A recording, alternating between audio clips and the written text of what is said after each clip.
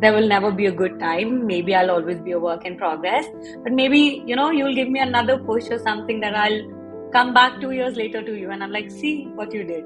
I think we're all works in progress all the time, right? It's kind of the exciting thing, to always be pushing and always be discovering new stuff and meeting new people and waiting for those aha moments. Like that's what I find is so exciting. I think we live in such a time where everything feels like you have to do it now, and the thing is there's time. I was so mortified by the thought of anyone seeing my work that I didn't want people to see it. We just passed the 4-year anniversary of my dad, and I still like that. My table will never be even again, and I love my mom so much, but it's just they're just different. They were just different energies, and just they provided different things to me and my siblings, and I'll never have that side of my table back, and I just have to learn how to live differently.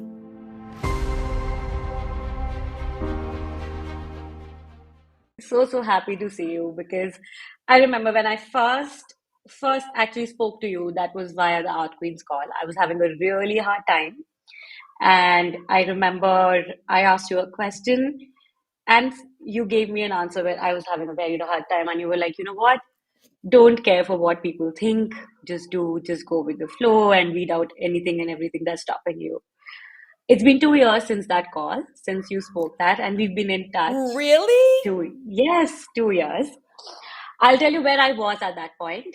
I was living, I just, the COVID had just started, things were falling short. I was very confused, very lonely, didn't know what to do, had nothing in place.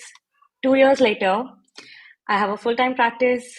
I have my podcast, Arts to Arts Project, our magazine, the editorials, the course, so much that I have been saying that to you for so long. I have kept on, like, I keep messaging you, I keep telling you, you know what? I have so much to credit you for this. So much. I think it's all you. But I do agree, of course, there's a lot of work that I made sure I did, but sometimes you just need that one person, one push, and something happened in that moment for me. As Oh, it it I'm was so just happy. Yeah. Thank you. So I want to start by saying a big thank you because after 2 years, I have been thinking of calling you for so long, and I was like, I just don't know what is that right moment for me because it really meant a lot for me to come here and to have Oh. this conversation. I felt like you know there will never be a good time. Maybe I'll always be a work in progress, but maybe you'll give me another push or something that I'll come back 2 years later to you, and I'm like, see what you did. Yep, that's the thing. I think we're all works in progress all the time, right? It's kind of the exciting thing, to always be pushing and always be discovering new stuff and meeting new people and waiting for those aha moments. Like I find that's what I find is so exciting. Scary as well. Yes. To be honest, I love that excitement of I'm 100% in progress person. But my goodness, the past 2 years, I'm so scared of the coming day because it's been terribly, terribly hard. And I think when you push those days, and it's like, I love the journey, but I'm getting more and more scared of what life can throw. But even then, it's like, it also shows you the courage and the strength that you can have. Yeah. But yeah, I am so excited to speak to you. Okay, tell me something. How are you doing today? Uh, really good, actually. It's very cold in Canada, but I'm very tucked away. I've been working in my studio. I've got paint all over my hands, and Oh, wow. yeah, it was a good day. Amazing. Yes, and you've had a lot too in the past 2 years since we spoke. There's so much that has happened for you. I loved your shows. I think out of everything that you've done and I've seen so far, your collaboration with the jewelry project, like, oh my goodness. I was like, Oh this yeah, is that's my right up dream your come true. alley. Yeah, that's right up Yes, your alley. Yeah, yes. that was amazing and just kind of happened really strangely and at a perfect moment. And they reached out and asked they wanted to start this project where they would recycle all of their jewelry that they were going to toss out because they didn't want to put it into the landfill. And so they worked with Penny Lane. You know Penny Yes, Lane, yes, right? yes, Yeah. So yes, they worked yes. with Penny Lane to choose an artist who would start this program, this first full circle artist program. And I was the first artist because Penny said, Wow. Danielle loves old broken jewelry, send it to her. So they showed up. One of the women that works for Lovers Tempo has family near me. So she came in a car with a huge tub and two giant bags. They were so heavy, we could barely lift them from her car to my Oh, car, wow. filled with broken Good too. jewelry. Oh my. And it feel like a treasure to you? Oh, it was like I went down to my studio for I think I was probably down there for about 8 hours, and they had organized it like how a jeweler would organize it. I didn't know what any of the stuff was though. Like to me, it was Yeah. like, what are these weird little sticks? Um, Apparently that's why you make jewelry. But anyway, so I was like, I'm going to put those in the nest pile. So I had that, and I had a flower pile, and I had circles and triangles, and I separated everything out by shape and color and everything, and then just started playing. And I was supposed to make one piece for this auction, and all the money would go to an organization that would then plant trees. And so I was supposed to make one piece. I made five. And then they let me even keep some, like they're going to pick a new artist this year, but they let me keep a bunch of the jewelry to incorporate it into my work because now I'm addicted. I'm like, I can't Yes, give you yes. back all How this can, stuff. yes, yes. I get you 100%. It's Yeah. like I think people like us are such hoarders, and I'm like, I can't let go of trash or things that I find people find trash, but I find them beautiful. I'm like, I don't know what I'm going to do this with like right now, Yeah. but I know one day I will Yes. make something out of this. Yeah, my studio looks like an antique shop or a thrift shop or something. It is just like junk Oh everywhere, and my, I could not be happier. Like it just, oh my I love it down God. there. And yeah, but that was such a fun project, and I just gave all the stuff back because they're picking a new artist in the next month or two. And I was like, if you want to pick me again, that would be. That would So be anyway, still, oh my yeah, God. I I mean, loved, they're I loved amazing, that and work. yeah, This it was was a like, really beautiful project. I think it was such a, like your work, it felt so much you, but yet it was so different. And it really felt also it felt like the finds that you actually share on Jealous Curator, that Oh, thank blows your you. mind. And like, I was like, oh my God, this is like, this is a Jealous Curator pick. This is definitely a Jealous Curator pick. That's so funny because when I make my work, I keep that in the back of my head. Like I think, would the jealous curator write about this? And if she Oh wouldn't my write about goodness. it, I know that the work's not there yet. So I keep pushing. So until I feel like it's a very like out of body experience, but Yes. until I think, would she write about this? Yes or no? Then I know that I've got to push or I'm there. So that's a very big compliment to say that that's what you thought about that Uh, work. And oh, it I, was, I mean, I it was was, they blown. said to do whatever I wanted. And so And I you was did. kind of, yeah, I wanted to, but I didn't incorporate any like found imagery, like Yeah. paper pieces, because I really wanted to honor the jewelry. Like I really wanted it just to be about the jewelry. Um, so there was no little people in there or anything, or cigarette butts or anything, which I think maybe they were expecting, but I just felt like it took away from the jewelry too much. And I just really wanted to focus on the chains and all the bits and pieces and the sparkly stuff. Cause it was just, yeah, like you said, it was like a treasure. Opening that bucket, I just Yeah. was like, nobody bother me. I'm going to be down here for hours just sifting through stuff. It was so much fun. It was so it this is what so if in India, if you go to thrift markets and local market, this is what it feels like. So when we go to like jewelry markets, and even if it's just not like um raw pieces, like pieces, but also ready jewelry. So you'll find these Yeah. alleys, and there'll be like tons of jewelries like hung up on strings, and it feels like it's like a treasure hunt. And when I saw that series, and I was like, it felt a lot of home to me, because I think that's also where I Mm. come from, and I could feel that the sense of a jewelry, like it also felt like it shape shifting, because even though it had that feeling, it was still something else. It Yeah, didn't, it you know, was. it was very, Yep. I totally love that. It's still always like some work that you see is always parked in like back of your head. I think that one is for me. Oh, thank you so much. That's so nice. I should come on here more often. You can tell me how great I am. Oh, I have a long list.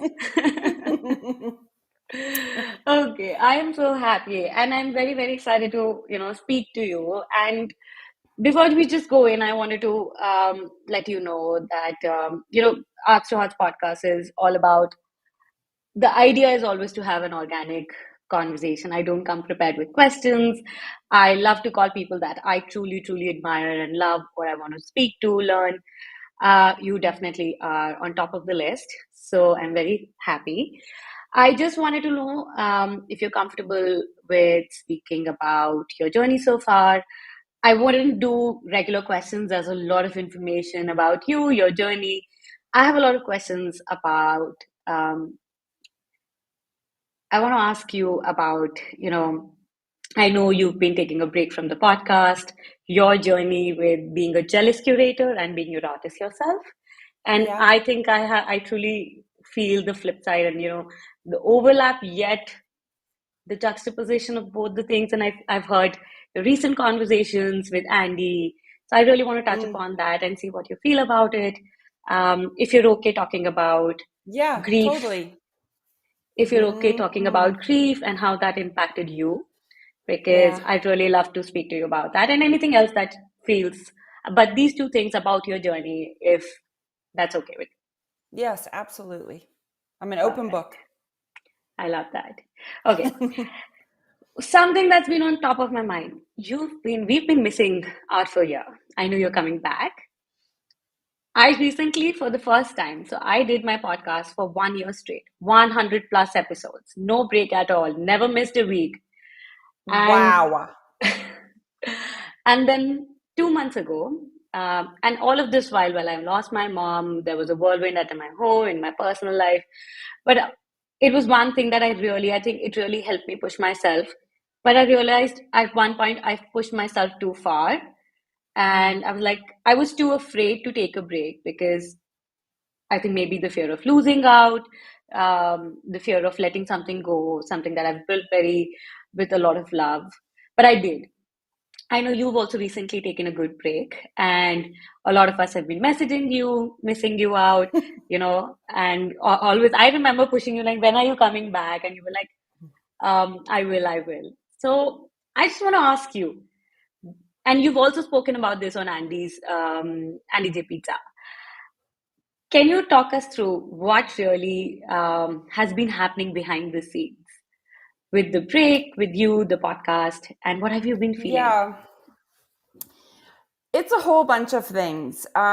So I've done 227 Oh, episodes. goodness. They're all artist interviews. Um, I felt like you for the first few years. I was so proud of it, so into it. I couldn't wait to post the next episode. And then in 2018, so about 2 years into it, my dad died suddenly, I'm and so sorry. and I know you know that kind of Yeah. pain, and it was a shock. Him passing was not expected, and I just stopped caring about anything. I just didn't want to do anything. I was Good. so mad. I I was know. so mad at him Yeah. for being gone when I still needed him. I was mad at everyone who still had a dad. I was Oh my mad that the God. world was still continuing. Like, how could people be going out for lattes and going to the movies when I didn't have a dad? How could I possibly record a podcast and ask people about their lives, because I did not care about anybody. I was just so deep in grief that I just was like, ugh. So I took quite a break then, like probably 9 months. And then people were saying, please come back, please come back. And I thought, okay, like I should, And so I did but I didn't do it for me. I did it for everybody that was asking me to do it. Absolutely. And I still enjoy it. I still enjoyed every single one of those conversations. But mixed in with all of this is that I've always had phone anxiety. Like I don't even like phoning for pizza. Good. I love that you can online order from almost Yeah. everywhere now. Yeah. And after my first maybe 50 to 100 episodes, I ran out of people I actually knew. So I Yeah. was just like, I was just like Yeah. cold calling artists who I admired. And every time I would have so much anxiety about, Oh my God. I'd just be so nervous. Do you feel like that? Do you feel nervous to call people or no? If it's coming from you, you can't. Oh my God, I can't believe this. If it's you saying that, I no longer feel ashamed of saying this because oh my God, like I'm like if I do not have enough. So since my mom, I've been suffering from severe anxiety, CTPSD, and like you said, my mom's death was a very big shock, a very, very big shock for me. And a lot of things that happened post that, you know, honestly, I'm still angry at everybody. I'm very angry at my own mom. On Oh my, I don't have words. I feel like it's like I think losses and grief is such that sometimes it opens a wormholes of past, present, future traumas and grief that you just can't, you don't know what's happening, and that's precisely why also I took a break. But I Yeah. every time just I love the conversation as long as I'm here. To be very honest, 100% honest, even this coming up till this point wasn't easy for me. This is the first episode that I'm recording with you, and I had all kinds of crazy things happening since morning. I was like, I don't know if I'm ready. Should I do it? Should I not do it? I'm like, I don't know. I mean, I just have to push myself and see if it feels right. And maybe if I go in, I'll feel okay. And I do feel okay. But everything before that, reaching out to people, letting them know, rescheduling, um, every moment is full of so much anxiety and I feel like it's it's crazy because I do enjoy this, but I I feel know. It's the overwhelmed. build up to it. It's the build up to it. The minute the person picks up and says hello, I'm fine. Yeah, same It's here. the scheduling and the knowing that I've got that call, and like even tonight knowing that like all day I usually try and record in the morning so I can get it over with. So I just wake up and I Yes, do it and I don't think about it. But because of our time difference, yes, this is 9:30 at night for me. So all day I've known that been this call, yes. and it Oh God. stresses me out knowing it. Like it literally makes Yeah, no sense. Because the minute you pick up, I'm so happy to see you and talk to you, and the anxiety goes away. And rationally, I know that. I've done yes, 220 episodes of my own podcast. Like I know that, yes. but I still can't convince myself to do it. I So, Art for I Your feel Ear is coming back, but I'm doing it differently. It's going to be more like I'm calling it, it's still Art for Your Ear under the Art for Your Ear umbrella, but I think I might do like little series. And so the first series I'm going to do is called Crits and Coffee, like art school, but without the crying. Oh So wow. I'm doing like kind of like an art consultation, but not with the person live. So I've had people send me their portfolios and their issues that they're having and the questions that they have. And then I'm just going to talk just Review. myself, Wow. but give feedback without a guest. So, and I've picked people whose questions are broad enough that I know it will like touch so many people. And so, yeah, so that's what I'm coming back with. So it'll be This is different. so Yeah, so it was really this good. is We so were on interesting Yeah, and so different. I needed to shake it up because I felt like I've talked to 227 people. I mean, there's endless amounts of talented people. So there's more people I can call, but I just not that I was bored of the format. I don't know. It's like creativity, right? It's like It's as if I'd been painting sunsets for 7 years, and For a it's like, well, long. I want to paint a seascape. Like, it was just like, Yeah. I just want to do something different creatively. Yeah. And so my husband and I had a big long talk about it, and kind of strategized. He was like, okay, well, what are the what's it called, like the sore points, like what don't you like? So I said the anxiety of like scheduling Creating guests, it. blah blah blah. And then he's like, okay, and what do you like? And I said, well, I love knowing that people come away from it feeling like recharged and excited, and like that they're not alone. And he was like, okay. And he's like, and what do your listeners want? And so, we went through all of that. And then and because I had such a terrible experience at art school with critiques, Yes. and feeling like, that to the point where I didn't want to show anyone my work for about 20 years, Goodness. just to have like positive reinforcement. Like, you can get feedback without it being soul crushing. You can get feedback. The whole point of it is to actually push you forward and encourage you, right? It's not to crush Right. your dreams and stop you in Right. your tracks. Right. And so I thought, okay, well, maybe I can take that bad experience that I had now, like 25 years ago, and turn it into something good for other people. So that's what the new podcast is going to be. This is so interesting. And you know what? Um, I get you because, you know, so I think that's how we get creative with our own problems and how we approach solutions differently. I remember after my mom, I really I went into a cocoon.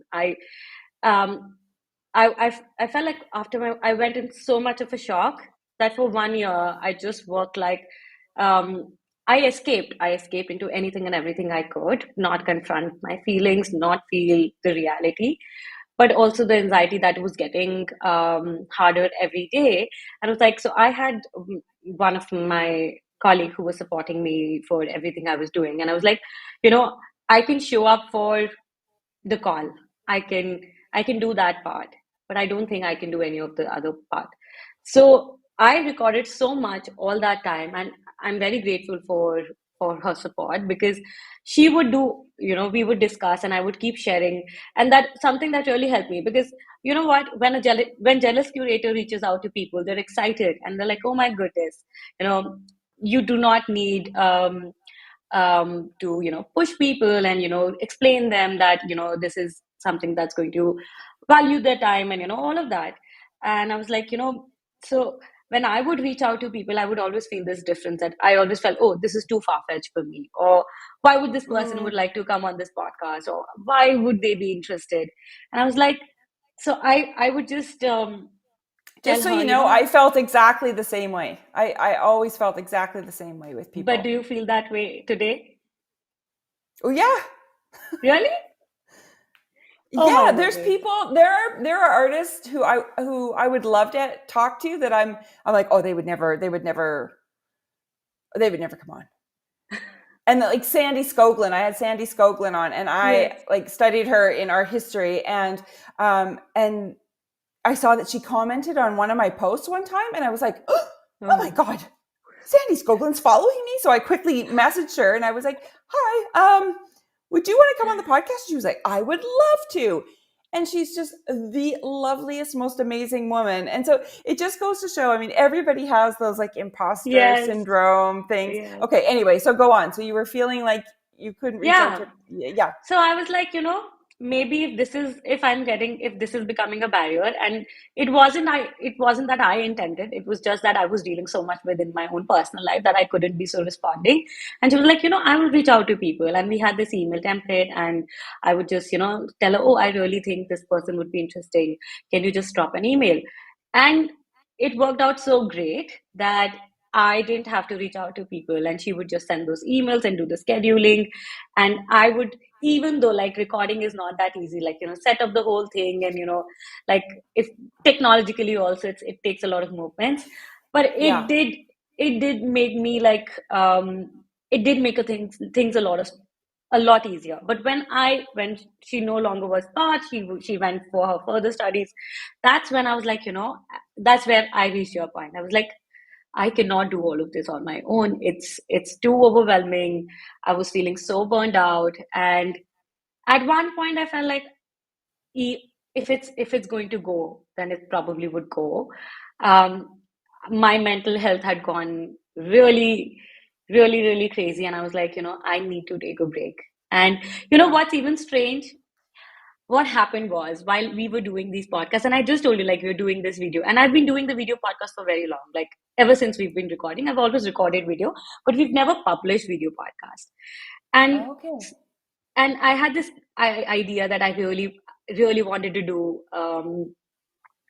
Really wanted to do in-person podcasts, and it was also like the drive, like I said, when you're trying to escape grief, and I was, I think, trying to escape what was happening around when I was pushing myself so much into work, like more, and I tried to do that, and I collapsed completely. It got so overwhelming that I was like, I cannot do this anymore. Like, I can't, let alone in person, I just can't do this. Yeah. I reached Yeah. that point. I was like, And were you still making your own art through all of this? oh, so for the past 2 years, I haven't been able to like be at one place. And all this time, I felt crazy. Like in the beginning, I felt like, oh my God, I'm not in the studio as much as I could because I wasn't staying at one place. I didn't have one place to stay. And I felt like I'm no longer an artist and I will never be able to. Why do I even feel like because I'm not there? And like all of that. I just made a post recently also about it. And the most crazy thing happened. I had very little time. I was like, I would make sketches, and whenever I would go in the studio, I would make something and come out and make something. And I made one of my best, something that I feel very close to, my best body of work in this time, even though it didn't feel like that's the part where we feel like, I always felt like if I had to go into the studio to make a good body of work, I had to be in the studio all the time. Or that, you know, I think I was making progress, but it wasn't in the way I felt or I expected Right. myself to. Mm-hmm. Um, even I think you don't realize what a shock or a grief or loss can do to you.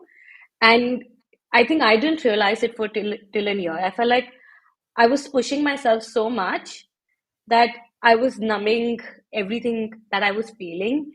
And when Yeah. it opened up so bad that I was like, I didn't know I was feeling all of this all through this. And I was just Yeah. pushing myself.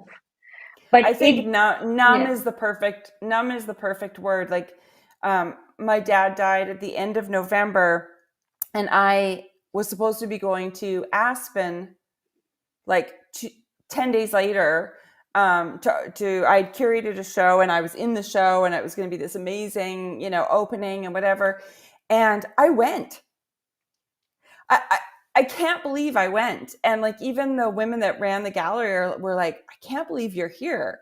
But I think I was just in shock. yeah, And I was just like, I just kept moving forward, yeah, and yeah, I was a mess for a really long time. One of the really nice things that sort of happened during COVID for me was connecting with Peta Coyne, yes, I know that. because I'd had Pete on the podcast, and then I don't know when I think we connected at the very end of 2019, and she was so nurturing and amazing. And she basically was like, just focus on your art for a bit. Like, because I wasn't really, I was like All running in a over. million directions, and kind of feeling like I wasn't doing anything really well. Like, I was working on books and the podcast and my art, and I'm a mom. And, I just kind of felt like, ah. And so Peter was like, just breathe and give yourself a year to 2 years to work on something new. And I was like, a year to 2 years? Like, what? Like, because normally I would crank something out in a month. Yeah, He was like, see where you are in a month, and then move things around, and then try incorporating something else, and then take something away. And I it was the first time I'd really given myself time and space to play. And I was enjoying myself so much that was sort of another reason that the podcast went away for as long as it did, because PETA asked me at one point if I could give her 5 hours a day in the studio. And I said, well, yeah, like, I do have that time. if if I move some stuff around. And she was like, yeah, I want you to do that. And even if it's just because you're in there tidying up or whatever, but I want you to be in your studio, being an artist. If this is what you want, I want you to do it. And I loved it so much. And I had a huge exhibition just in last Yes. March. And I've got a big new body of work happening right now that I'm in love with. So it's been really nice to just be selfish and just be doing my own thing. At the same time, I do miss the podcast. Like, I miss the sharing part. Like, Yeah. my husband always teases me that social media was meant for me because I love being like, you guys, look at this thing. And so I think that's what I'm missing about it. So with this Crits and Coffee thing, I'm going to try 10 episodes and Okay. just do it like a little series, right? And see Mm. if If I crazy enjoy. love it, maybe there'll be 200 of them. And if at 8, I'm like, ooh, getting kind of, this is tedious. But then there'll be 10 and I'll wrap it up and I'll figure out a different series, And I think creatively, it's kind of like working on a body of work, right? It's like, Yes. I can't just keep painting sunsets. Like, I need to keep changing Switching and things up. moving. Yeah. So we'll see. I mean, it's kind of funny to Exactly. be talking about this right now without actually doing the first one. Like, I'm so curious if I'll love it or hate it. And I'm going to do video too. And Oh, I wow. I am quite famous for really hating getting my picture taken and or being on video. So it's like, what am I doing? I'm like purposely setting Putting something up that yourself. I'm going to hate. Anyway, but no, I'm going to try it and see what I No, think. And that's life. yeah, You know, yeah. okay, tell me something. You are a multi-passionate. You've done a lot of work. You have your own in the past 2 years, your own practice has evolved so much, your own work as an artist. But you Mm-hmm. have also built this brilliant platform and a legacy like Jealous Curator. It's a name, it's a feeling in its own. Like I said, when I see something, I'm like, and I've tagged you so many times, like, this you should see. It's like, I know that this is a Jealous Curator pick. It's just not an account, a blog. Like, it's a feeling. It's something that you've built for all these years. You've published books, podcasts. So clearly you're not like, you have a lot of things that, I think, like, when I see something and I'm like, oh, this could be a great book, or I want to do this, and I have to pull myself back, like, come back. I have a lot of things already, and, like, I need to hold myself. And I do feel like, mm, you have had been like that previously. I don't know, maybe today, but then hyper focusing and focusing on one thing. Did you have any fear of, like, as Jealous Curator also, like, of letting things go? If you take a break, what if you built everything so far, or being focused on one?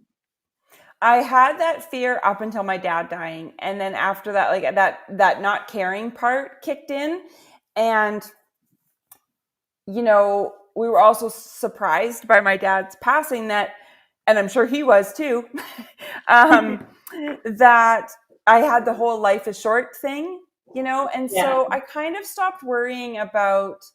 I felt like Jealous Curator, I had enough of a foundation. I Yeah. started in 2009. I felt like I had enough of a foundation, but I also, I thought I just want to do the things that I want to do. Like, I've had a few publishers suggest different books, like, oh, why don't you write a book about this, or why don't you write a book about that? And it's like, No. I don't want to. Where before I would have just said, okay, because I was so afraid of, well, I was excited about the opportunities, but then I was also afraid of turning things down and never Not. being offered that again. Yes. And then I think it's just my age too, like, just getting to a point where I'm like, I'm good. And just doing the things I want to do. Like, I really wanted to write a children's book. Like, that was like a dream, and um, it's a really tricky market to get into. It's really competitive. There's a bazillion amazing kids books out there. But I was like, I've got two now. I just had these ideas, and it was like this compulsion. Like, I needed to make To do these this. books, and I did, and I'm so proud of myself. And, like, I don't know if I'll ever do another kids book or another grown-up book. If an idea comes, I totally will, but I'm not going to push myself to be on a schedule where every 2 years I'm releasing something, or I just want to like kind of honor the creativity, right? And if the Yes, idea comes or the passion is there, then I'm going to do it. And if it's not there, I'm not going to force something, because I think that's where burnout comes from, like that forcing yourself to push yes. based on what other people think, or based on fear, or based on whatever.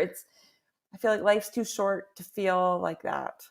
I love that. And it's so Yeah. crazy, Now, that's how as we as creative and also trauma grief, how things respond. So when my mom passed away, and I think something that I feel I'm still in that mode is I went in so much of fear of losing everything, because my mom was like, it was it wasn't like it was like just a spur of the moment, like she was here and then she was no longer here. Yeah. And then a lot of things happened, like my father got resettled, and like a lot of things that moved, and my fear only like accelerated. And for a very long time, like that's it, like how it impacted my art practice also, because I felt like if if I wasn't putting continuous, or I wasn't keeping touch continuously, I would lose it. Like Yeah. I would lose being an artist. I will no longer be an artist. Or like if I don't do the Hmm. recordings or the podcast, if I don't speak to people, if I don't, I feel like anything will fall apart in just a snap of the moment. Yeah. And you're kind of, waiting for the other shoe to drop in a way, because, it was so unexpected to lose your mom. Who knows what you'll lose next? Yes. Yeah. And it's so crazy because then I thought that it wasn't impacting my art practice, my own self as a creative. And then 1 year later, my work has changed so much. My thoughts have changed so much, and um, it impacted so much of my work, because I I started finding I wasn't able to find any kind of grounding anywhere Mm. else, and anything that I had in control was my work. I mean, even though if it wasn't in control, it was still something that I think I could communicate with, and I had Right. severe issues of abandonment. I felt like for a very long time in that process, I felt like, my I'm not feeling myself again, and I'm not feeling like a creative, and I don't know if I'll be able to create my work. And honestly, I think at one point I felt I gave up.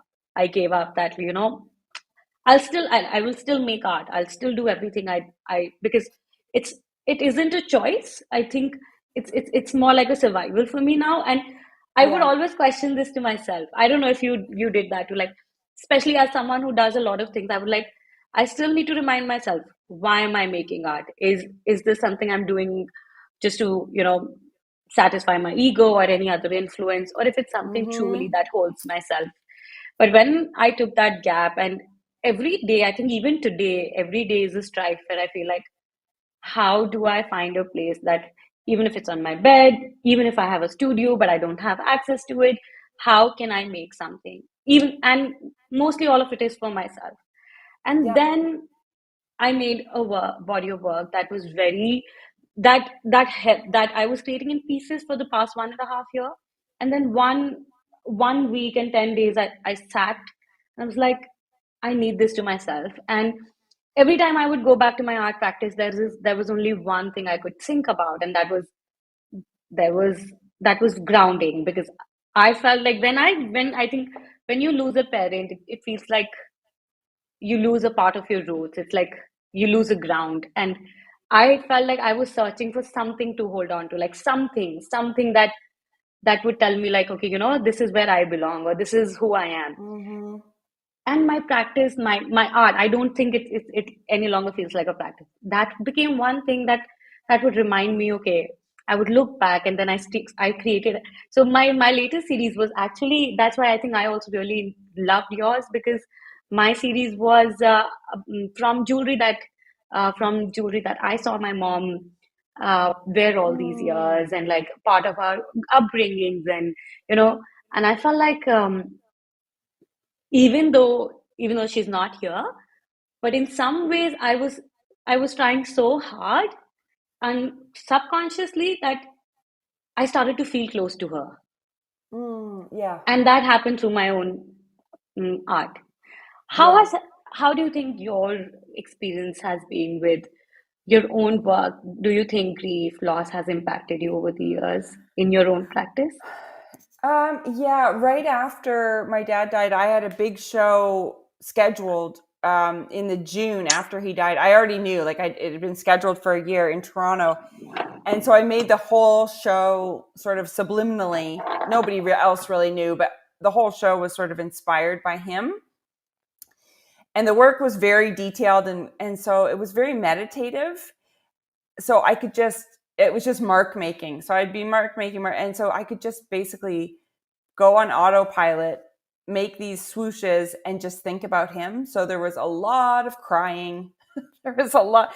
It was very therapeutic, though. And it's funny because I look at those pieces now and I'm like, I don't even want to look at them.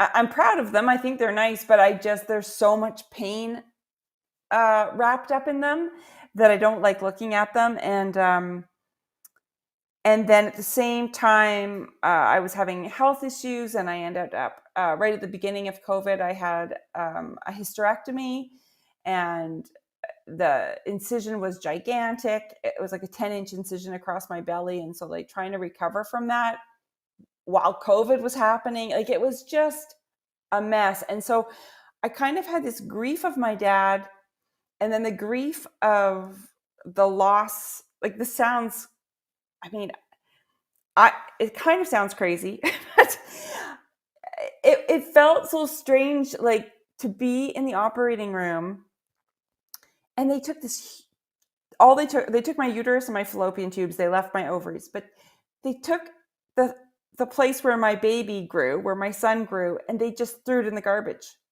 They just like took it out of my body and threw it in a bin that said medical waste. And I felt this huge sense of loss again, like this like grief, uh, like grieving this part of my body and this time in my life. Like I could never be pregnant again. Like they've literally taken the organ that would, like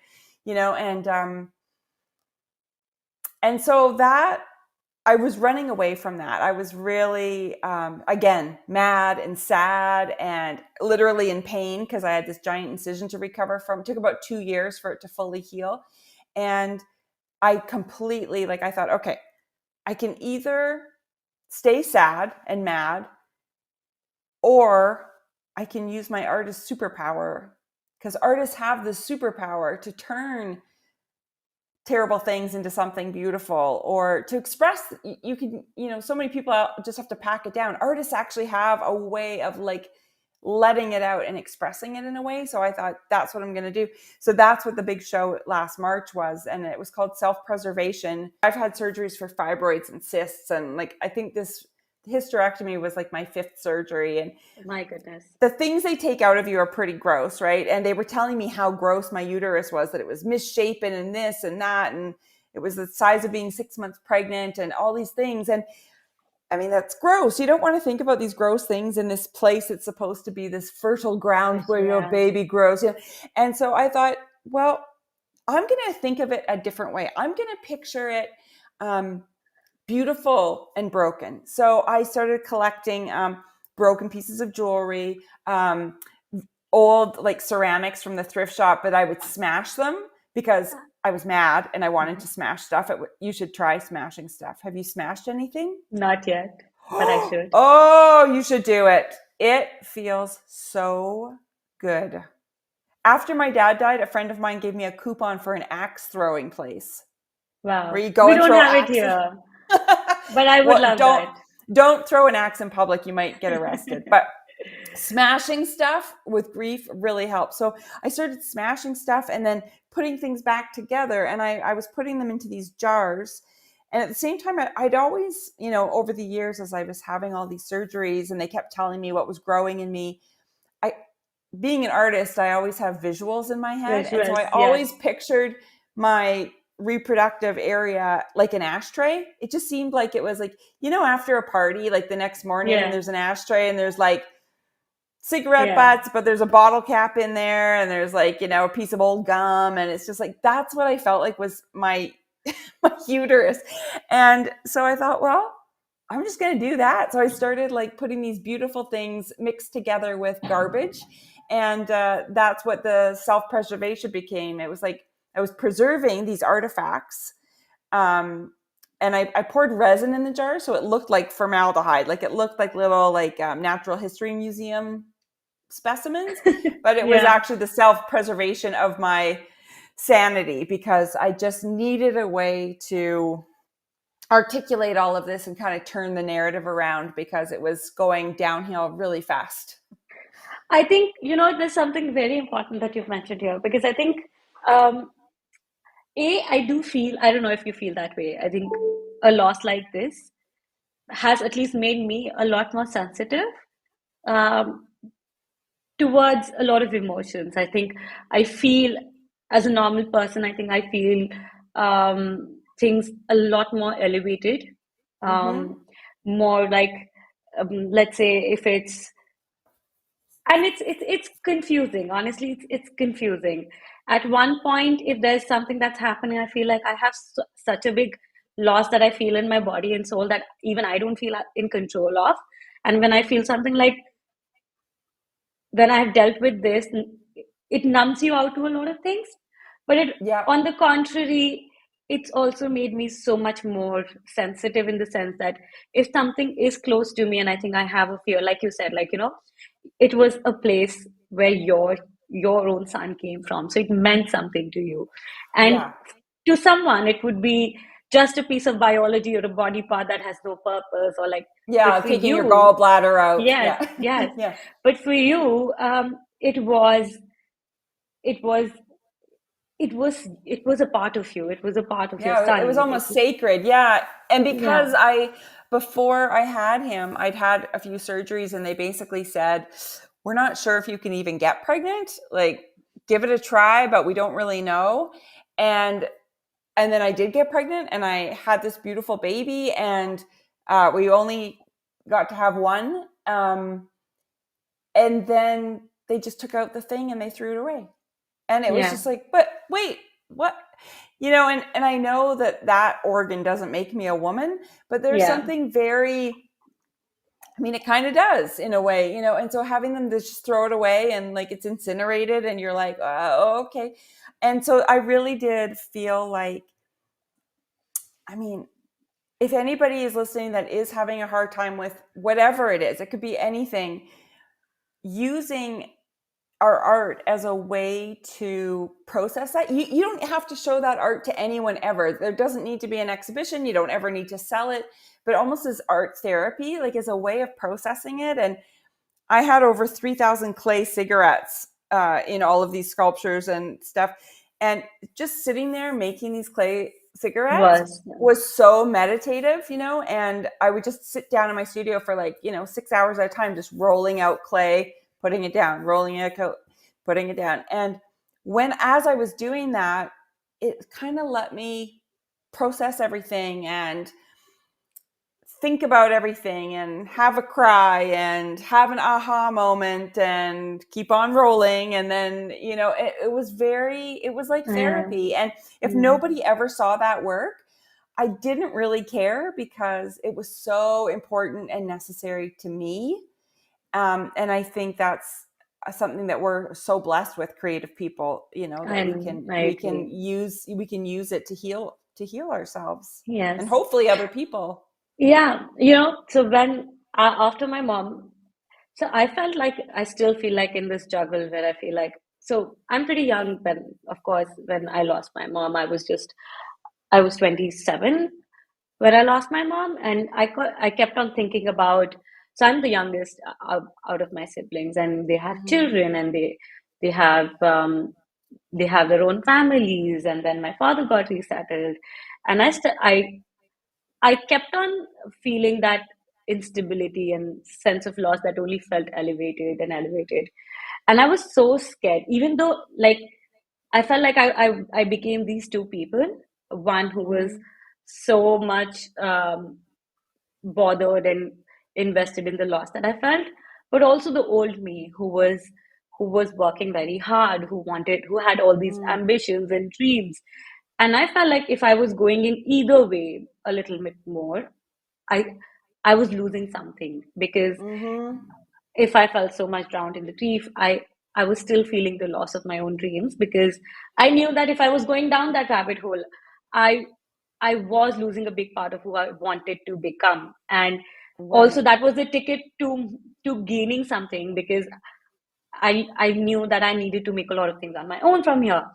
And but my soul and my body also required that slowdown. And I Yeah. was so scared of stepping into the studio, because the moment I would have, and I think that was also something, because the moment I would have one moment free, I would, I would, I would have these, and I'm a big time overthinker. Like, I can Me literally too. overthink and overthink, and I think a lot of us, and that's also makes us sensitive towards thinking things that a lot of people may not. And I was Yeah. so scared of being in the studio, because I was like, if I am alone for even a little while, I don't know what's going to happen. I just don't know how I'm going to, and I threw myself in work. And Yeah. honestly, I do also feel I'm grateful for that, because if I didn't have this, I don't know where would I be, because I would literally drown myself into that. But Mm-hmm. you're right. I cried. I wrote. I I felt like a failure. I felt like anything, like as terrible as I could. But then I picked up myself back, and I invested all of those feelings into my work. And Mm-hmm. here's my question. Someone who's also feeling grief, especially I think this is as an artist. Um, like you said, taking your time, making art for yourself. But I think in the past 2 years, today I've reached a point that I feel like art has is my survival. It's not a profession. It's not a passion. It's not a choice. I, as a person, need this to process who I am, my feelings, because if I don't do that, it becomes too hard for me to even get through a day. I need that to survive. Yeah. But there's another side to it. I want to be an artist. I also want to be successful. I want to have all those fancy things, or maybe at least I think experience them and know that if I want it or not. I think Yeah. they're two different Mm-hmm. things. But when you're in a state like that, I think I have felt this juggle where I feel like I want to make this for myself, but I also want all of those things, and I feel like I'm losing out on them. Right. What do you say? I think I think we live in such a time where everything feels like you have to do it now. And the thing is, there's time. There is time, and um, I purposely haven't sold any of the work that was in that big exhibition. It feels way too personal, and I had people reach out and want to buy things, and I was like, no. No. Which seems crazy because I invested so much time and money into all the work, but I'm going to let that experience and that work push me to the next series that I then will sell and whatever. And so I think it's so important to remember, like, to just give yourself that time and space. Like, if you took a year to just make work that was about your mom and grief and all the crazy things, and nothing happens, you never show that work or whatever, I think there's so much value in that, because it's going to get you somewhere new. It's going to Yeah. help you through the pain. And in this meantime, your hands are still working. You're still, like, I feel the same way. If I haven't made Yeah. anything in a few days, I am so Yeah. grouchy, and I need it. It's like air Yes. for me. And I Same. think, but we live in such a, like, Instagram world where things have to happen so fast, and there have to be likes, and we have to sell, and we have to, and we don't. There is plenty of time. And if you're trying to uh, show and sell and all that stuff in a moment when you're not ready to do that, you're not going to be ready for that success anyway. Yeah. You're just gonna be, if you're not, you need to give yourself time to heal. And I wanted to Yeah. say one thing about that grounded feeling. Like, um, what I said to my mom afterwards was that, like, my mom and dad are both they're very different. And they were always together. They were married for 50 years, but I go to my mom for some things, I go to my dad for other Yes. things. Do you know what I mean? Yeah. And I was 40. How old was I? 40. 46, I think, 46 or 47 when my dad died. I instantly felt like a 5-year-old. Like I instantly was like, where's my dad? Like I instantly Yeah. felt that, not like a woman with a husband and a child and Husband. a mortgage. I felt like a little kid. And I said to my mom that I felt like it, and I still feel like this, that like 2 legs of my table fell. Yes. You know what I mean? Like she Yeah. holds up this side of the table, my dad held up this side of the table, and I could go either way depending on what I needed, the kind of advice I needed or the kind of ear that I needed or whatever. And my dad, that part of it's just gone. And I just felt so unbalanced and so like I was just grasping for anything, like I messaged him on Facebook because we used to talk on Facebook every day. I messaged him on Facebook for about a year after he died. And I would just message and be like, hi, Dad, here's what's going on. Or if like I got my kid's book deal and I was so excited because Oh, wow. I told him about the idea of the book and he was so proud of me for pitching it. And I didn't get the deal until after he had passed. So I messaged him on Facebook and I was like, Dad, guess what? And then, it broke my heart that there was no 3 little dots seeing that he was writing back. I felt kind of crazy, but I No. just needed to tell him stuff. And I felt so brokenhearted that he wasn't there to tell. And my mom is very, very like enlightened and very spiritual. And she talks to my dad like every day. And so she's like, you can still just talk to Dad. Like you can still just tell him stuff. And I'm like, I know, but I just I want can to, hear. yeah, I You just can't want hear to it back phone from him. him. Yeah. Yeah. And she's like, and it's true though, if I ask him something, I know. I have known him my whole life. I know what he would say. Yeah. If I'm like, Yeah. oh, Dad, I'm frustrated because, I'm not getting, advancing my career fast enough or whatever. I know what he would say, and so it's like, I can almost hear him. And it's like, yeah, I know. Okay. Settle I down. love Just keep doing what I'm doing, that. and so they're there with you, and, it's been 4 years. We just passed the 4-year anniversary of my dad. And I still like that. My table will never be even again, Yeah. and I love my mom so much. But it's just, they're just different. They were just different energies and just, they provided different things to me and my siblings. And I'll never have that That- side of my table back. And I just have to learn how to live Good. differently. Yeah. I, Yeah. no, that's true. And I think I felt so. Like you said, you go to your mom for certain things, and I had my mom for everything. So Yeah. we had this relationship that she was one and all, and I suddenly felt like everything because it was literally like both the legs came down, Yeah. and I Yeah. still you used to message, and I still have some. I used to journal, like I still journal, but after her, so my journal basically became like a letter every morning. It became like a letter to her, and I needed that outlet. And I was like, I would feel crazy because I was like, I know she's not going to read this. I know that this journal will never go out in the world because it's one thing that's only for me, with me, and I never want anybody to see it ever. But for some reason I just needed to feel that one. And I think as a child specifically, like we all, even though she was the center, we all had, like with your parents, you all have separate relationships. Like Yeah. what was between me and my mother was a personal relationship, me and my sister was their relationship. And for once I felt like I needed that something that was just me and her. And then I Yeah. had, like, today I have this big journal that's just me and her, and every day in the morning that's something I do. And it's become like a, if I skip a few days and I'm like, I feel like I'm missing out, I'm not been able to Mm, speak to her, or like. And the strange part is that when you have them, you don't realize how much stronger part of the system they are unless you yeah. lose them. Yeah. I know. And it also just feels like you're never going to. Like you just see, and then all of a sudden, and especially if it is sudden and they're just gone and you didn't get to say the things, you wanted to say or Yeah, I yes. whatever. Yeah, it's just such a such a process to get your head around, and I'm sure you've heard the story of my dad. He was in Jamaica when he died, Yes.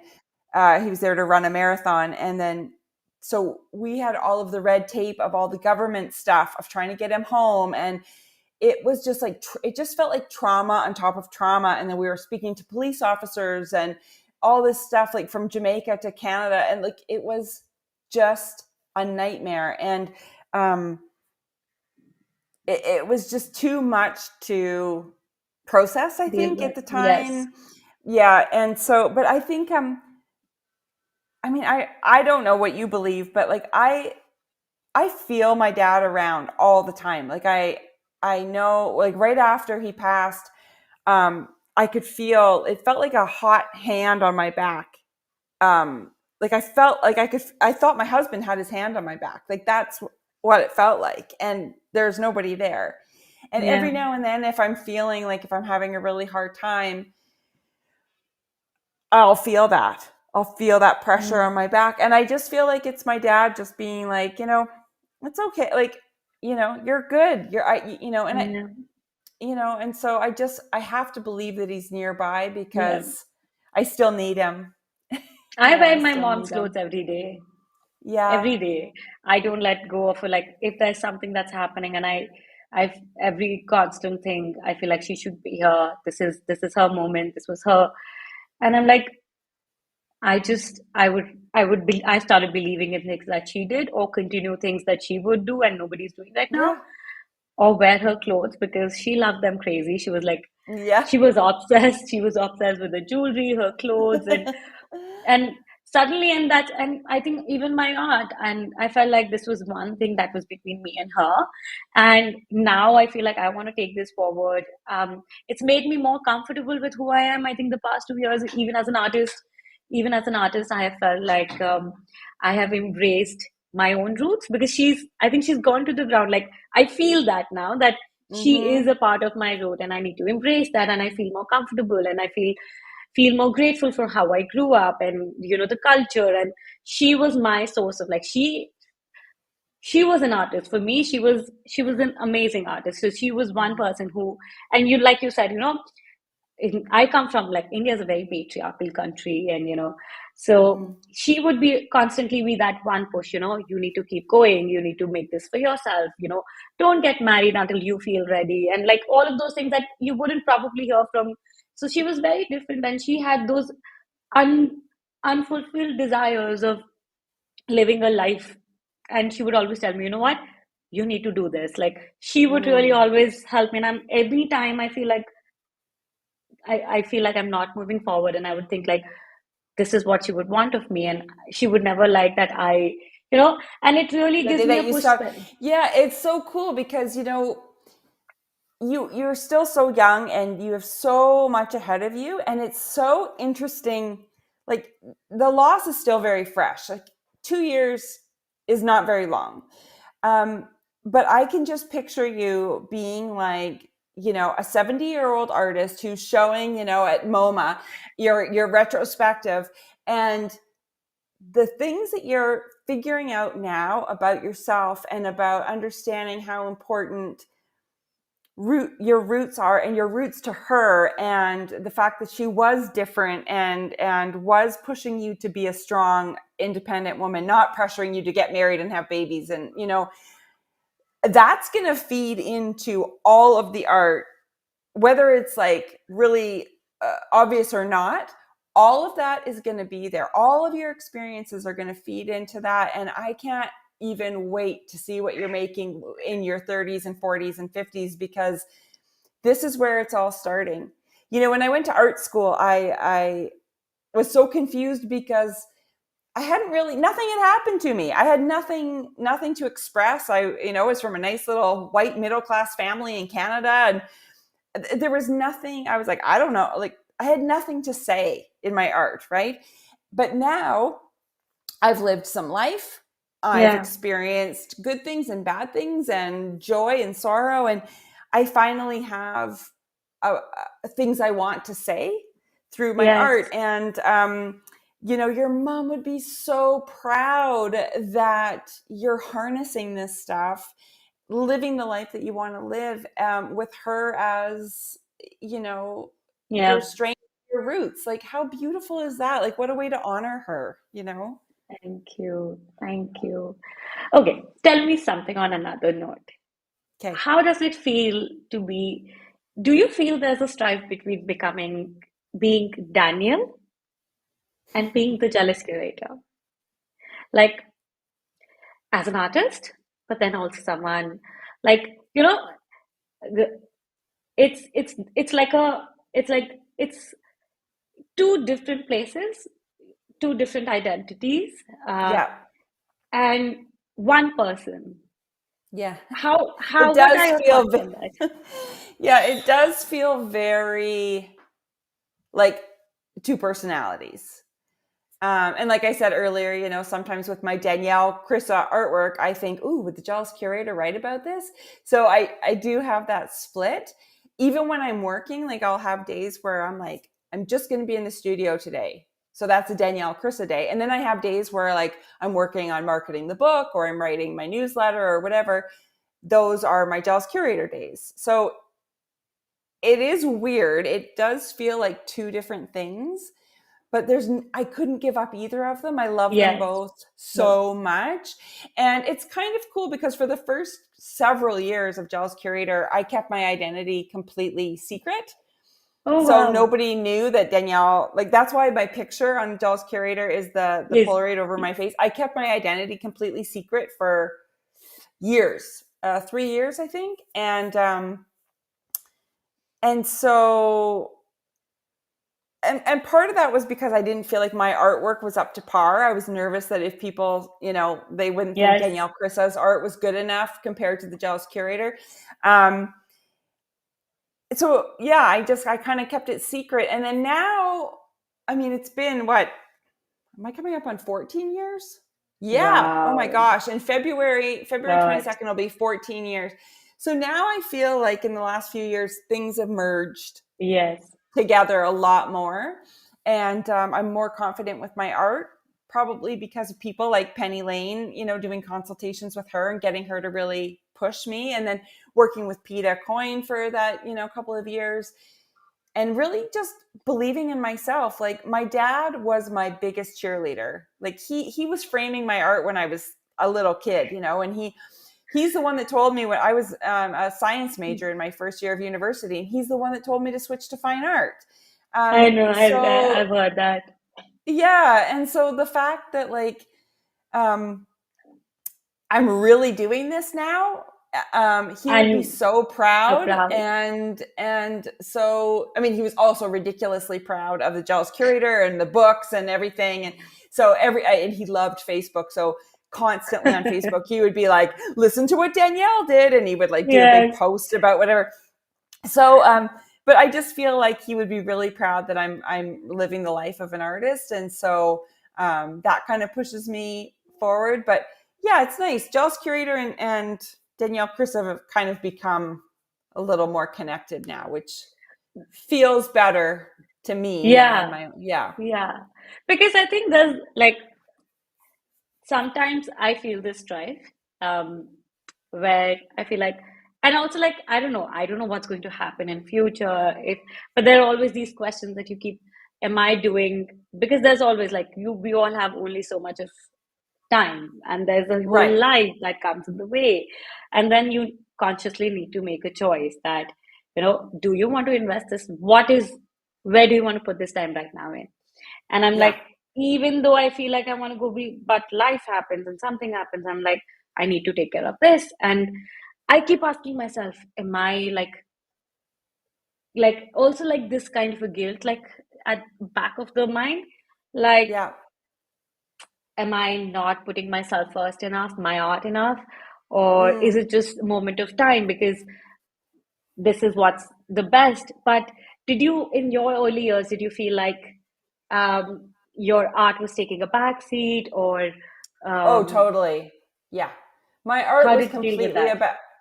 It was, oh, that was fine with me because I was so mortified by the thought of anyone seeing my work that I didn't want people to see it. I was so embarrassed. And then even once I did start showing, because I have pushy friends that own galleries that I met through Jealous Curator. And once they found out I made art, they forced me to show my work.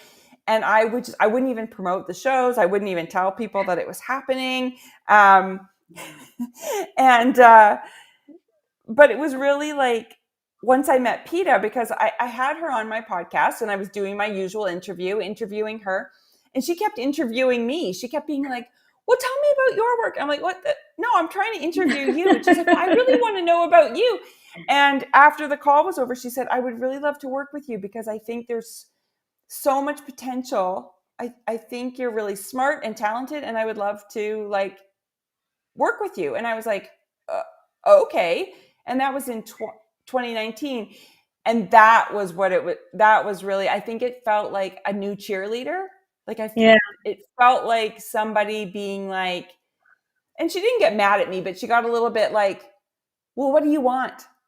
And I said, she said, do you want to be a commercial artist or a museum artist or not an artist at all or an author or like, what do you want? And I said, I want to be a museum artist. I want to see my work in MoMA one day. And she was like, okay, well, let's go do that. That said, I still have written my kids' books that I'm still doing, whatever. But I just manage my time, and I don't feel like I need to be doing both every day. If I only get to the studio now a couple times a week, then so be it. It's not gone. It's there, but I'm busy this week and I'll get to it. And then sometimes I don't do very much with the Jealous Curator. Like I took that huge break from the podcast and just focused on my work. But while I was taking a break from the podcast, I was still writing my newsletter every day. I was still posting to Instagram every day.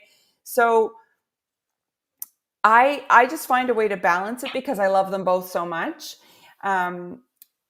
I'm also a mom, but my son is 16 now, so he doesn't care where I am anymore. When I started Jealous Curator, he was 2. So it was really tricky. God. I would basically write posts when he was napping. And then, now he's 16 and a half and he's never home. So did you ever think? Sorry, go ahead. Well, I was just going to say, I know exactly what you're going to say. Did I ever think I'd still be going at this stage? No, yes. Absolutely not. I thought it would be a neat little thing to do. It was, it was going to be therapy for me to get me back into the art world. And that was about it. I never thought I'd have readers. I never thought I'd be writing books. Like none of this was a plan. It just sort of organically happened. And I'm an overachiever, so I went with it. And then, and so it's kind of amazing that it's been this long, but I think being a mom too, and being so busy, I was a full-time graphic designer, I was running Jealous Curator, and I had a toddler. I got really good at time management. And now that he's 16, I feel like, I've got all the time in the world. Yeah. So of course we got a puppy, and now she takes all my time. I love her. Yeah. Oh she's God. I have 3. You do? Yeah, I have 3. Oh. My mom and I loved, they are my peace of heart. Like I can't live without them. And ever since she's gone, I would always feel like a little sister, like their big sister. But ever since she's gone, I feel like I have 3 children now that I need to think about, and like if they wouldn't be there, I don't think I would have even made these last 2 years, because oh my God, dogs have so much love to take and give, and they give you so much warmth that I don't think anybody else can ever give. Nope, they just snuggle right up and make everything better and okay. And absolutely. So you're raising another child now. Yeah. Now I'm like, oh, it's perfect, because Charlie's, we were just talking in the car on the way to school today. He's going to be going to college in a year and a half. Yes. And so I was like, oh, I'm going to need more dogs. I'm going to get 12 puppies, and that's the only thing that'll get me through. Yeah. Yes. But wouldn't that be a dream? Kind of. Yeah. I would have no time for the podcast or art or anything. No. So, when I used to record, so when I was recording for the past season. So I would have all my three girls, like they would sleep on the bed with me, and I would set up cozy on the desk, and I know that all of them are sleeping, and one of them snores so hard, so I would like literally put her under blankets. I'm like, but I love that way. Like it, I just made it work because I really wanted to make it work, and I was like, I still love recording with them in the room because Yeah. if they're out, they anyways will keep scratching the door and keep coming in. Yeah. I'm like, Yeah. why don't you sleep here, snore, Yes. do whatever you want, but be here. Oh my gosh, that's so cute. Yeah, Okay, I don't tell know where me, Agnes is. Somebody's where keeping is her. she? I think she's sleeping on the couch. I think my husband's keeping her behaving nicely. As soon as I close this door, she panics, like she thinks I'm Yes. trapped in here, so she's going to come and Hmm. rescue me. And anyway, See, oh, so she was one bad project. today. She was running through the snow and she ran up our mountain and wouldn't come back. And oh my god. Anyway, We've she called came back naughty child. eventually. Yeah, Spoiled yeah. and naughty. Yes, she can be very naughty. Anyway, I digress. Yeah. Okay, tell me what's coming. What you I want this episode to be about Daniel. I love Jealous Curator. I know there's a lot of Jealous Curator out there, but for some reason I wanted this episode to be about Daniel Krysa. So I'm going to ask you first. What what is Daniel looking forward to now? Where like I feel like a lot is going to happen for you. Like in the past 2 years, like it's of course we've heard about Jealous Curator, but I think Daniel took over a lot of you this time. So what's Yeah. coming? What are Yeah. you like? Well, I joined a ceramics studio. I've always Yes, wanted to I've do done that. ceramics, and I thought I couldn't do it. I was basically told in art school that I wasn't good with making things with my hands, so I somehow believed that. But my friend owns a studio, and so I just took a class there to support her, and then I was like, This oh is boy. it. And then I joined as a member, and so I've been working on a whole bunch of when I was in Venice for the Biennale in the summertime.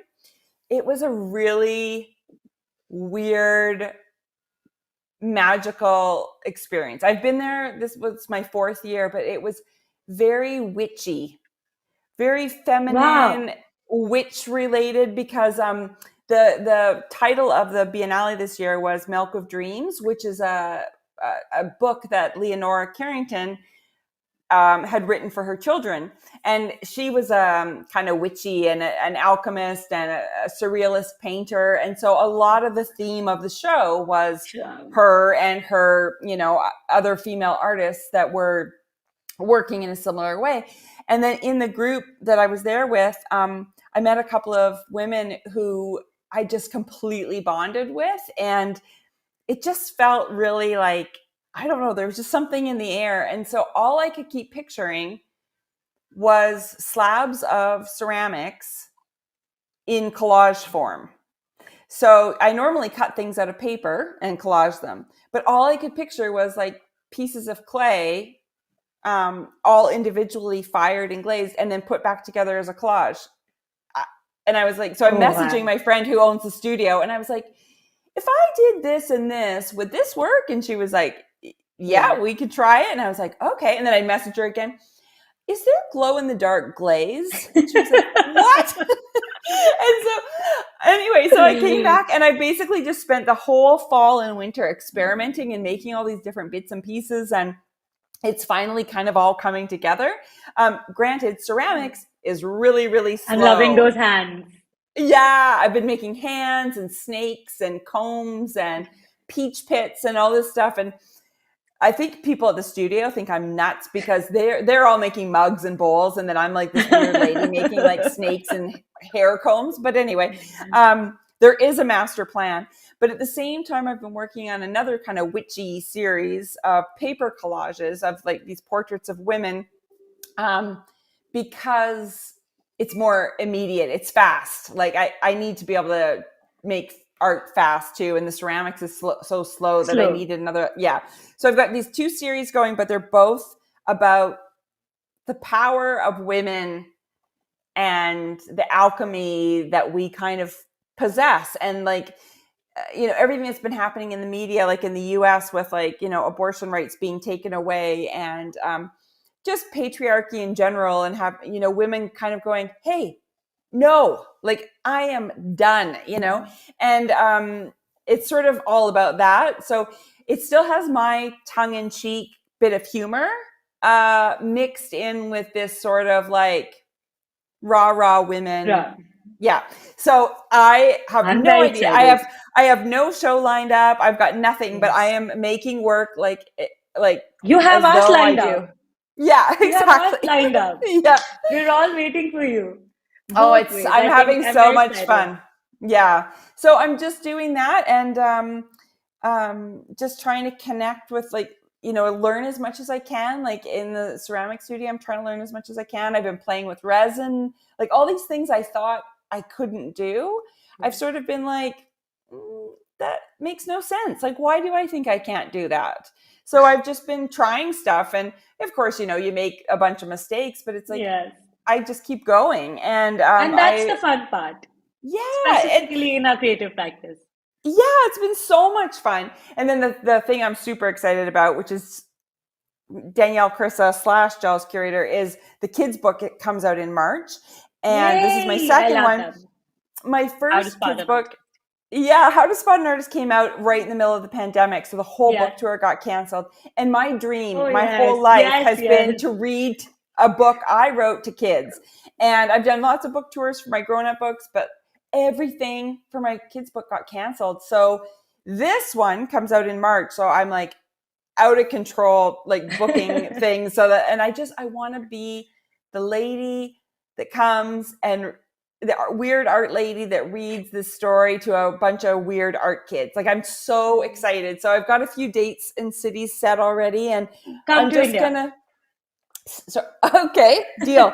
Did you hear me talking that my parents went to India right before my dad died? No, I don't know about that. Yeah, that was like, it was for their 50th wedding anniversary. My mom has always wanted to go to India, so my dad planned this 6-week trip to India and Nepal, and it was so crazy because they came home and he's showing me all of his pictures, and his favorite part. So they flew around. They got a little plane and To the flew around the country. top of Everest and did the whole thing, and they went to the Taj Mahal. They did all this. Oh, His I live favorite in I Agra. know I you live, yes. do. I Yes. know you do. He said his favorite part was, and this was crazy, he told me this 10 days before he died. His favorite part was uh, the cremations on the Ganges River. He loved it. He said it was the most. I was like, what? I was like, Dad, that's so morbid. And he's like, no, it's not morbid at all. He's like, it's so beautiful. And he said, there's marigolds everywhere. And Yes. he said, people are so happy because it's that if you get permission Yeah, to do, that means do it's a that. quicker path to heaven, right? Yes, yes. Yes. And Yeah. so my It's dad like was the like, holy place in India. yeah, and he just thought it was the most beautiful thing, and that's all he talked about. And then he died. And I was like, "Oh, I wish we could have set you free on the Ganges, Dad." Mhm. And so I actually have a pair Oh, of his cowboy boots, and I have some marigolds on his boots because But it's so funny, yeah. So they had yes. just been there, Oh, and wow. yeah, and he'd bought my mom some fancy jewelry. She was like, "What are you doing? We spent so much money on this trip," but now she wears them every day, There. and yeah. So anyway, it was I kind of love that. neat. Yeah. I love that. I am very sure like you would love India so much. I'd recently gone to Golden Temple like just before the new year, and like just sharing because how you just shared like the ceramic, the part, like you'll find so much in like you'll never feel like an odd one out because that's what a lot of like the temple is made out of ceramics, pieces Mm, coming together, and so it's like whole like you would go crazy. I'm telling you because I was like, I do not want to go back, and there's so many yeah. like it's like a heaven, and that's what I really like and enjoy about your work because I feel like that tactileness and that Mm, surface and experimentation and like pieces coming together. So for Well, you, even I and think like, it'll be but like when you were a talking about the markets, like, yes. and Oh I've heard my like God, this. My mom and dad had pictures of the spice markets, like just the colors and the colors. perfect like piles and everything. I think I'd be in heaven too. Come, I'll take you around. Okay, okay, deal. Let's do that. And then we'll make Okay. collages and like we'll be like those two like and I have a beautiful studio here also that you can like by the river and like oh my Oh my God, wouldn't God, they? Let's do that. that sounds like a dream. Yes. Bring Agnes also. Okay. That would be so nice. Thank you so much, Daniel. I had so much fun. I know this wasn't like a typical your journey or like No, episode, but this was so good because sometimes I feel like I could talk about my dad all day long and I feel like, oh, I really shouldn't keep going there. And this was like a really no. nice chance to talk about it. And I think it is so important. It's part of life. Yes. Everyone's experienced it. And everyone that's listening now, I'm sure are artists. And if hopefully we can help them channel, if they're feeling grief as well or anything, anything that's tough, just to remember that art can save you. Yeah, and I really Yeah. want to add on to this is like I had a hard time the new year. Like, the social media is flooded with people throwing back and like all the achievements and like things happening and like this. I felt like so I went into a major panic zone for the last couple of days because I felt like I did not want to look back at this year. I didn't want to I felt like when I lost my mom, I felt like I was having a very hard time and that was a difficult year. But 2022 felt so much harder because what has had happened, but everything's kept like it was like a pile of loss that just kept on, Yeah. coming Yeah. together. And I was on social media and I felt like I do not want this to be a new year. I just don't want this. I don't like, and I was like, I had to give into it. So I didn't make any posts. I didn't, and I was like, I do not want to rush myself. And anybody who's who feels the way I do at the moment, that it's okay if you're not ready for something new and you still are waiting for something, and if you don't want to participate, it's okay. I think Yeah, I made that. you're not going to miss out on anything. You have Yeah, to take care of yourself. The world will still be there. Instagram will still be there. You're not going to lose, sales or this or that. You have to take care of yourself. Otherwise, there's nothing left for later when you are feeling better. yes, Like you just have to yes, go into your cocoon if you need to. We'll all be here waiting when you come out. yes, and cheer for Yeah. you. Yeah. Thank you so much. I am very excited to share this episode with our listeners. One last thing, if you have anything before we end this episode, where people, of course, people know where to find you, but anything that you want to share before we go. Yeah, you can just find me at the Jealous Curator on Instagram. That's probably the best place because I post there so often that, there'll be book stuff there and I have a direct link over to my art. So that's kind of the best hub of the place to go. Yeah. Do you also want to mention something that I truly love? The subscription, your Oh, yeah. newsletters. Yes, I have a newsletter. It's a daily newsletter. It's called the No Such Thing as Too Much Art Society. And I write every Monday through Saturday and it costs $36 a month, which is, a year. So that's That was $3. I'm like, no, No, that's not right. $36 a year. So that's that's $3 a month. crazy, Yeah. So crazy. I did the math. It's like 12 cents a day. And I'm like, wow, I am really underpaying myself here. Yes, But yes, that's fine because I know that artists, if they have extra money, they want to spend it on gouache and acrylic paint, not on newsletter subscription. So I really wanted it to be not too expensive, but I promise you it's worth it because I feature an artist every day, but then each day has a theme. So there's like Monday motivation, and every Wednesday there's a creative jumpstart. And so there's lots and lots of good artsy content in there. I love one opening in my inbox every day. I love it. So Oh, I thank highly you so recommend much. it. What's coming Thank you. tomorrow? Tomorrow. Well, you're already in tomorrow. Oh, So let's see what's tomorrow. Oh, there's a Dear Artie. That's a new Thursday therapy that I've started, and I wrote the Dear Artie letter this week about AI. Oh my goodness, that's a hot topic. It's a hot topic. I said, That's please answer in the comments nicely with a little smiley because it can get very heated very quickly. I'm just so curious because this little community, this newsletter community, there's it's not like my Instagram following is gigantic, but this newsletter is a much smaller group, and everyone is so lovely and amazing. So when people do chime in on the Dear Artie, it's like a play on Dear Abby, the comments are so thoughtful and so amazing. So I thought this AI thing has just been crazy. And I'm like, I wonder what this crew what people thinks. think. Yes. Yeah. Yes. And it'll be really insightful. Hopefully nobody yells at me, but I just want to know what they think. Yes. I'm Yeah. excited. I want to see that. Yeah. It's coming. It'll be there in Yes. 2 hours for you. Yeah. Yes. Yay. Thank you so much. And thank you so much for your time. I really, really appreciate this. Thank you again. Thank you so much for having me. Bye. Bye.